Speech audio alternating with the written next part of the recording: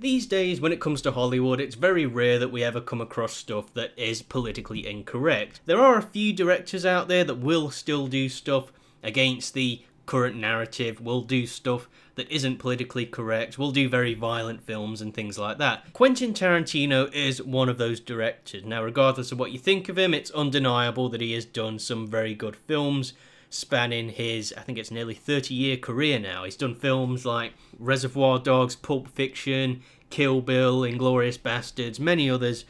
Ultimately brilliant films that are, well, remarkable. So obviously The Guardian has to find a reason to get offended over Quentin Tarantino. Step in, Roy Chaco. End of the affair. Why it's time to cancel Quentin Tarantino.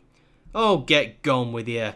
Whatever the merits of his new film, Tarantino's films have revelled in extreme violence against female characters. This has to stop. Were you even watching the same films as me? Have you not noticed any of the male characters that get violently murdered and tortured and things like that in his films? Or did you just ignore them? I'm guessing you did that. His latest film, Once Upon a Time in Hollywood, has provoked considerable unease as it takes on the gruesome subject of the murder of Sharon Tate, among others, by the Manson family in 1969.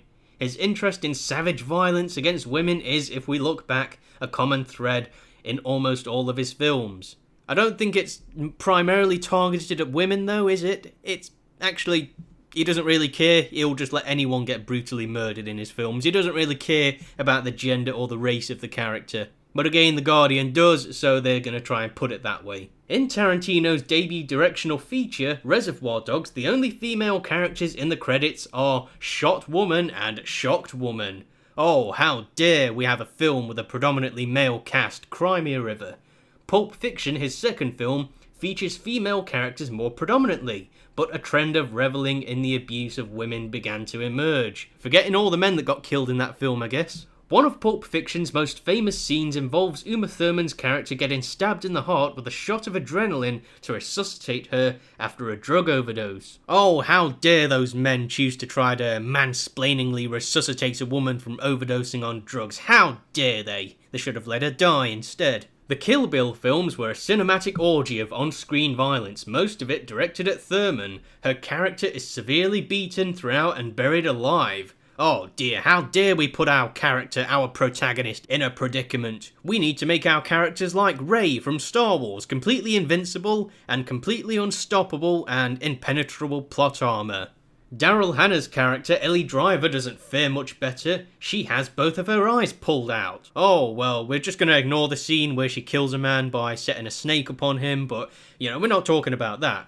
Things reached a peak with Tarantino's 2015 western The Hateful Eight. Jennifer Jason Leigh's character is handcuffed to a corpse and beaten and tortured throughout the film. Because again, female characters have to be unstoppable these days in Hollywood, those misogynists.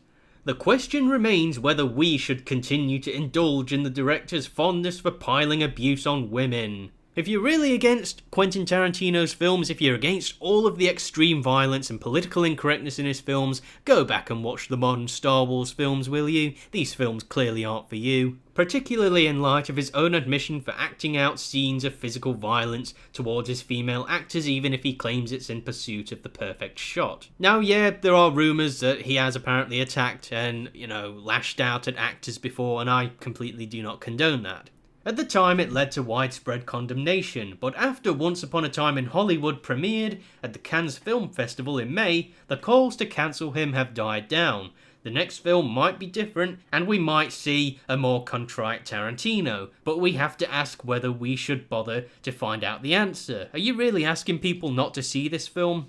The funniest part is you seem to be able to think you can convince Tarantino fans, hardcore Tarantino fans, to not go see this film. Good luck making them. Again, this is just another example right here of SJWs being against everything that they can't control. This is one of the things right here that they can't control. Quentin Tarantino generally likes to do a lot of his own things. His films undeniably are very violent, and he doesn't care where the violence is pointed at, whether it's pointed at women or whether it's pointed at male characters.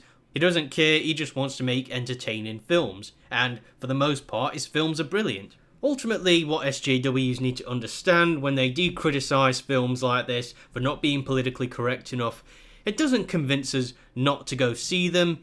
it just makes me want to go see the films even more. And it's certainly not going to stop me from going to see this film. But anyway, people, this has been Lord Flashheart. Be sure to rate, comment, favourite, share and subscribe, and I will see you again. Cheerio.